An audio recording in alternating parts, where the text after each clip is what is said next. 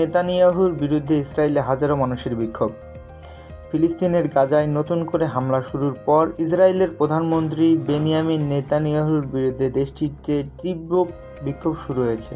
British সংবাদ মাধ্যম the guardian জানিয়েছে, বৃহস্পতিবার ইসরায়েলের রাস্তায় 10,000-এরও বেশি মানুষ নেতানিয়াহুর বিরুদ্ধে বিক্ষোভ করেছে।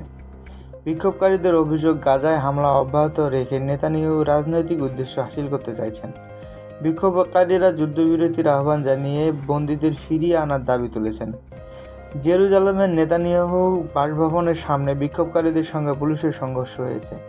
এ সময় পুলিশ বিক্ষোভকারীদের উপর জলকামান ব্যবহার করে। ব্রাদার্স ইন আর্মস আন্দোলনের প্রধান নির্বাহী ইটান হার্টজেল বলেন, নেতানিয়াহু এখন নিজেকে রক্ষা করার জন্য ইসরায়েলের জনসাধারণকে বিরক্ত করবে এমন বিষয়গুলো থেকে নজর অন্যদিকে সরানোর জন্য আবারও যুদ্ধ শুরু করেছে। সরকার সম্ভাব্য সব পর্যায়ে সব ধরনের বৈধতা হারিয়েছে।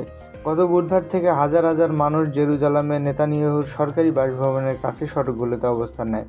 তাদের অনেকের হাতেই ছিল পতাকা এবং গাজায় এখনও জিম্মি থাকা মানুষদের সমর্থনে লেখা স্লোগান সংবলিত প্লেকার্ড।